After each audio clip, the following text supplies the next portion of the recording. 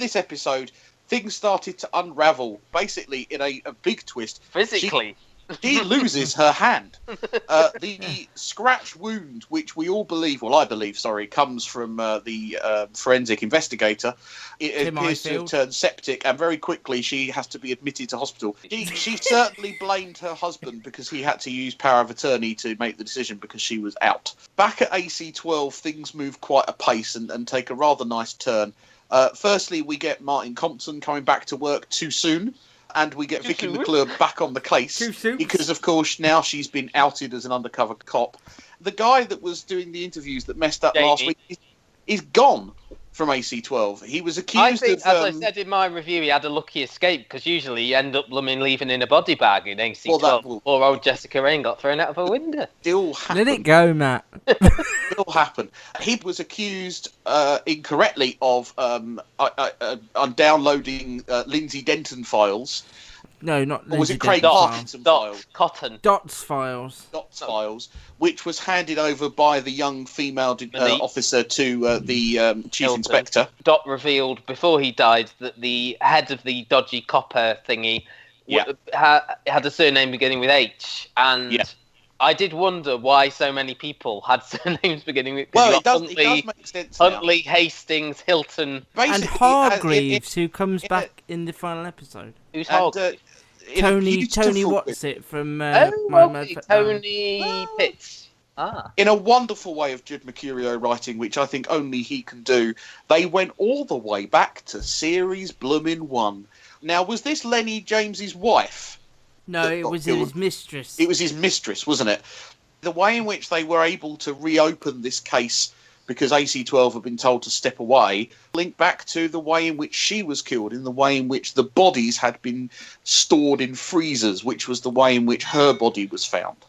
So they found an in to be able to reopen the case. At the end of the episode, we are faced with the fact that Ros Huntley has had her husband arrested and is once again kind of trying to cover up her problems. And secondly, poor old Chief Inspector Hastings is now on leave, and effectively there's no one running AC-12. Into episode 6, we've got quite an awful lot to catch up and round up in one episode. And we've only got the hour, not the hour and a half we had last year. And Patrick Ballady character, where does he fit in? Because obviously... He's brilliant, isn't he? We don't know who the allegiances he has with Ros and with Nick. He represented Michael Farmer in his first case, the rape allegations. Is it Jimmy Lakewell, the character? Yeah. Has got a sort of previous link, but I think the big money is on him being Balaclava Man, but now surely there's the thing that these Balaclava Men have got something to do with the sort of big corrupt network of coppers. Do you think Ros Huntley gets away with it? With what? Or does she become the... With what? With what? With the fact that she's framed her husband incorrectly and everything, is she going to get caught? The lies that we know she's told going to be opposed to the ones that we think she's told? I don't believe she'll get away with it now. No, I think she'll get comeuppance. Maybe not for everything. She'll be... It might be a case... I don't believe he'll reveal the big police conspiracy in this series. No, but it might be a case of we find out she's done more than she gets found out for, if that makes sense. Do you think he gets his job back in the next episode? Yes. By the end of the episode. Maybe right at the end, but yes. And do you think we get the reveal of who is Balaclava Man? I like the idea of Patrick Valentine. I don't think we're going to get that reveal. Well, I said that earlier on this year, and you No, because now... Earlier on this year, it's only been on 5 weeks, but... Yeah, but that's still earlier on this year. It's still practically correct. It's true, Luke. It is earlier. I know, it annoys me, though. Anything earlier than today is technically earlier. It's your own time you're wasting. I've got time to waste.